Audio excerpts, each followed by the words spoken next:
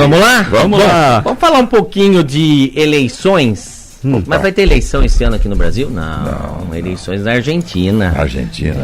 Na Argentina. Nós estamos... hoje é dia... 11 dias, né? Para a eleição lá na Argentina, que vai acontecer no dia 19 de novembro. E então há um interesse muito grande aí por parte da América do Sul e de outras partes. Porque a eleição mundo, lá interfere aqui também, muito né? aqui. Claro. E nós estamos em contato com o Bruno Musa. Ele é comentarista do Linha de Frente da Rede Pan News.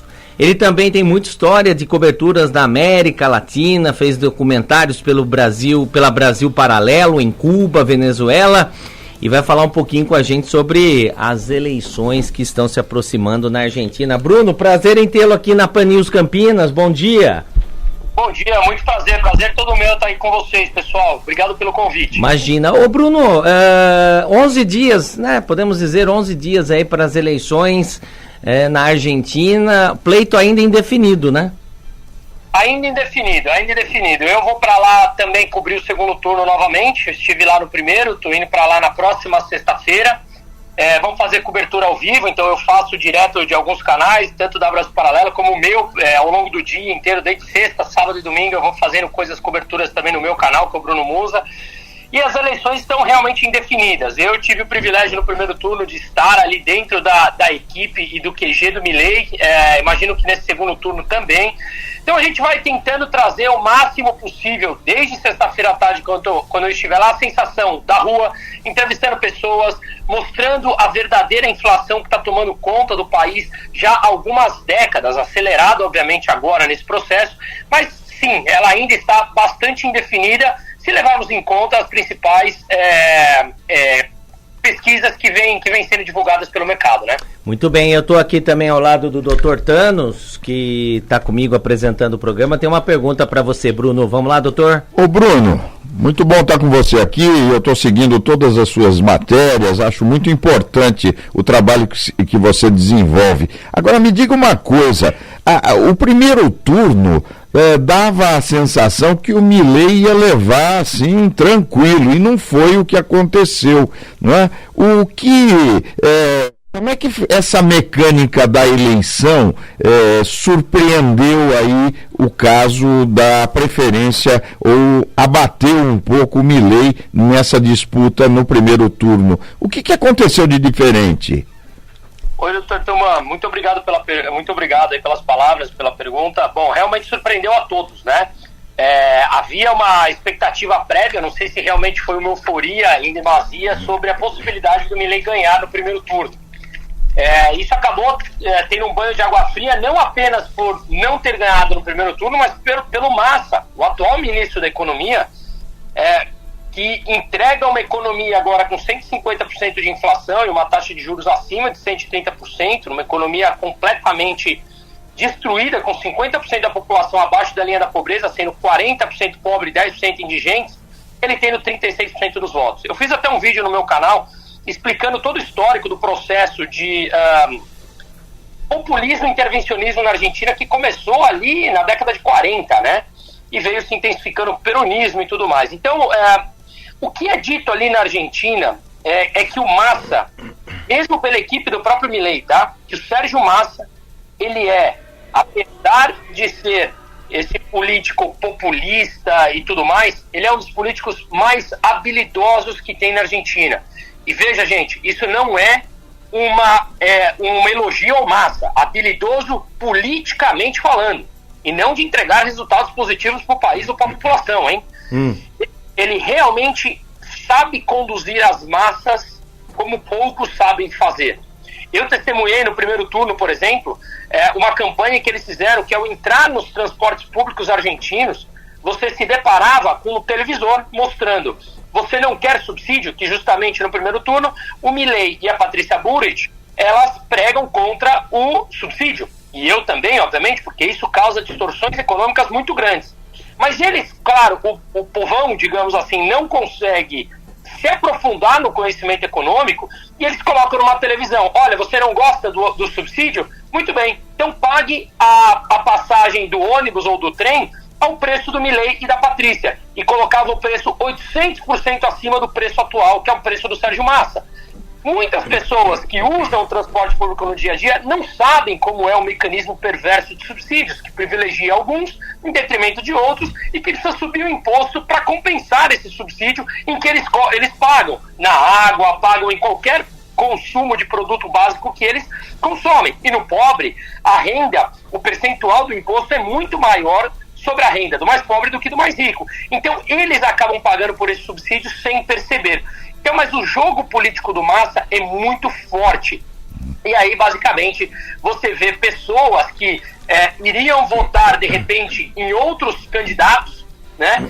E que acabaram, digamos, levando o voto útil com aquele suposto medo que a mídia criou do Milei, na minha opinião, completamente errado. Já dei algumas entrevistas aqui sobre isso, e acabou levando essas pessoas que pouco se aprofundam no conhecimento econômico, por questões culturais, de vida e tal, a achar que, de repente, o Milei poderia ser uma ameaça econômica e que eles pagariam um preço muito mais alto por isso.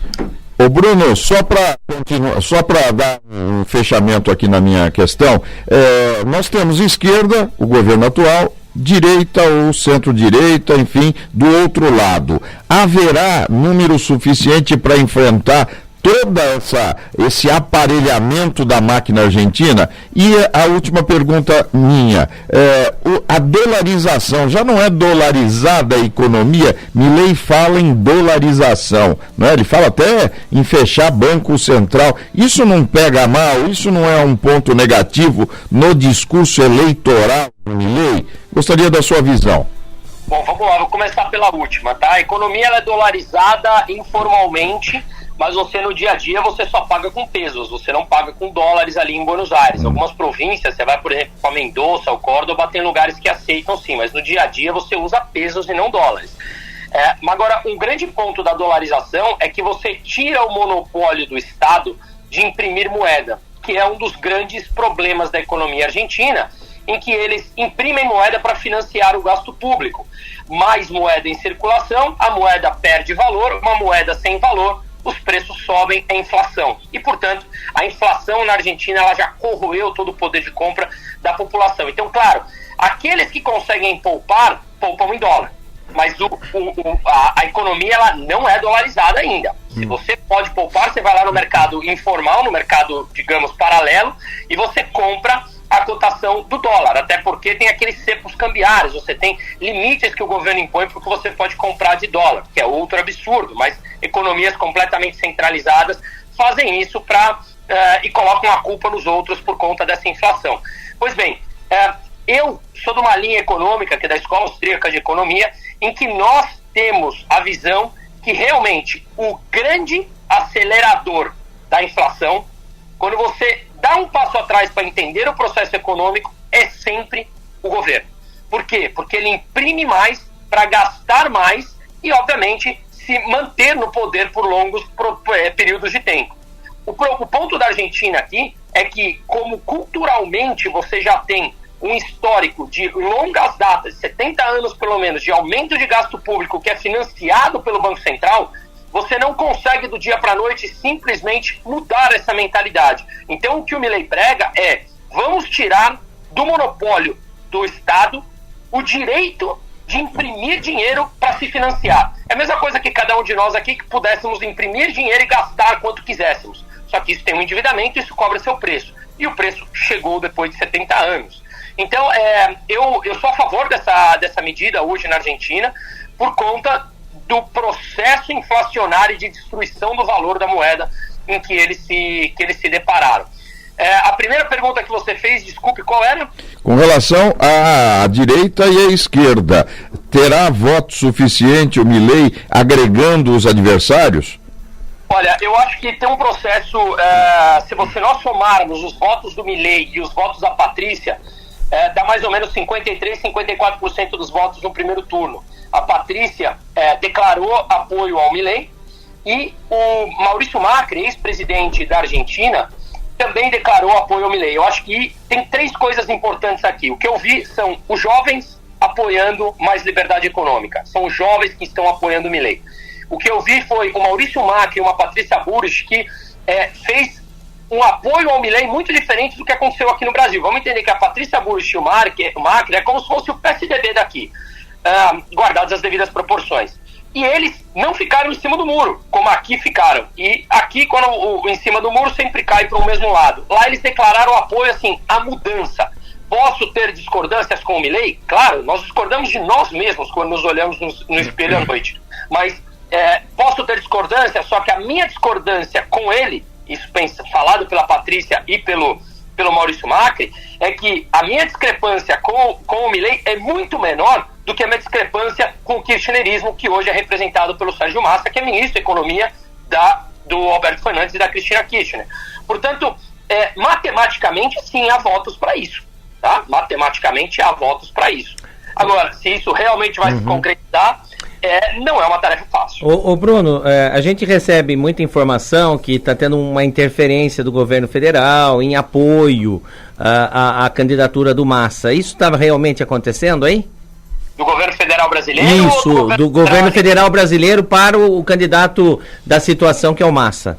Bom, não tenha dúvidas, né? A gente viu aí uma aprovação de empréstimo de 1 bi, a gente viu através do imposto do BID, do BID ou do BRICS agora, não lembro. A gente viu também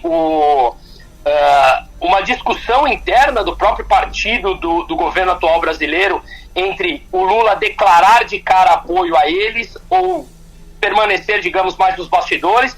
Mas vamos lá, ele já recebeu o Alberto Fernandes aqui quantas vezes nesse ano que ele assumiu, desde que ele assumiu o governo? Quantas vezes o Alberto Fernandes veio aqui? Quantas vezes ele já pediu investimentos para a Argentina, que não tem capacidade de pagar as suas dívidas e já declarou 10 moratórias, 10 calotes nas dívidas desde o ano 2000. Então está muito claro que o governo brasileiro faz esforços para apoiar o governo, que é, obviamente, alinhado ideologicamente ao governo brasileiro. E você, como fala bem, você vive essa questão aí da Argentina, também chega aqui pra gente aquela informação que o Bolsonaro tira votos do Milei. Isso é verdade ou é fake news? Olha, eu não sei, não tenho a menor ideia, mas eu conversei, eu estive lá dentro, falando com eles, e obviamente isso não tem nenhuma ciência que comprove. Tá. Vou te dar uma opinião, um feeling meu. Tá.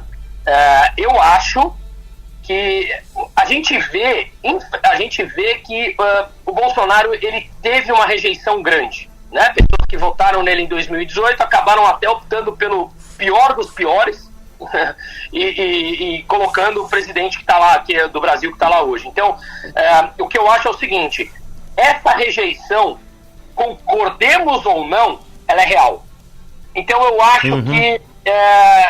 acho que poderia ser melhor para o Milei se ele tivesse, todo mundo saberia que o Bolsonaro está apoiando o Milei. Sim. Mas talvez não precisasse ter sido tão escancarado. Entendi. E eu não digo por mim. Eu digo porque há, digamos, aqueles em cima do muro que parecem ter uma dificuldade maior em entender quem verdadeiramente representa o kirchnerismo na Argentina, e não apenas do ponto de vista econômico, mas todo o mal que eles fizeram na Argentina ao longo dos últimos anos e, por consequência, no Brasil também. Agora, só para a gente encerrar, você acha que numa eventual vitória do Milei, você acha que ele vai pregar tudo que ele falou contra o Brasil, que vai cortar a relação com o Brasil, que não vai se aproximar do presidente Lula, que vai fazer isso, que vai fazer aquilo? Olha, tem uma parte muito importante da fala dele. Ele falou que institucionalmente ele não negocia com comunistas, incluindo Lula no meio.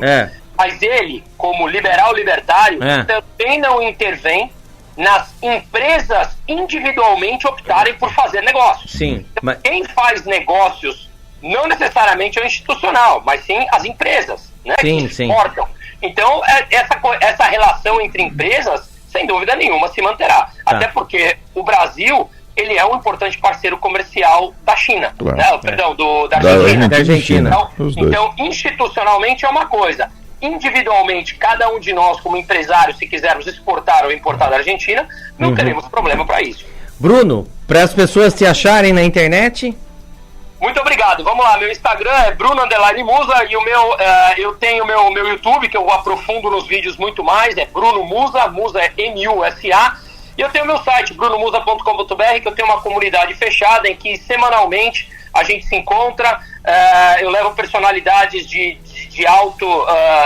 conhecimento grande em cada uma das áreas para falar exclusivamente para essa comunidade. Enfim, então tudo está no meu site, brunomusa.com.br, ou no YouTube, Bruno Musa. Vai ser um prazer, eu estou 100% disponível, realmente debruçado nesse campo educacional. E, de novo, estarei na Argentina a partir de sexta-feira à tarde, cobrindo isso com muita coisa ao vivo por lá. E me coloco à disposição de vocês. É um prazer estarmos juntos. Com certeza vamos te acionar semana que vem. Quem sabe você tem um tempinho de falar momentos antes da eleição. Obrigado, boa viagem para você, viu, Bruno? Muito obrigado, viu? Um abraço a todo mundo aí, boa terça-feira. Obrigado, tá aí. Valeu. Obrigado, bom saber, né? O Bruno Musa. .com.br, tá aí ele dando um panorama das eleições da Argentina.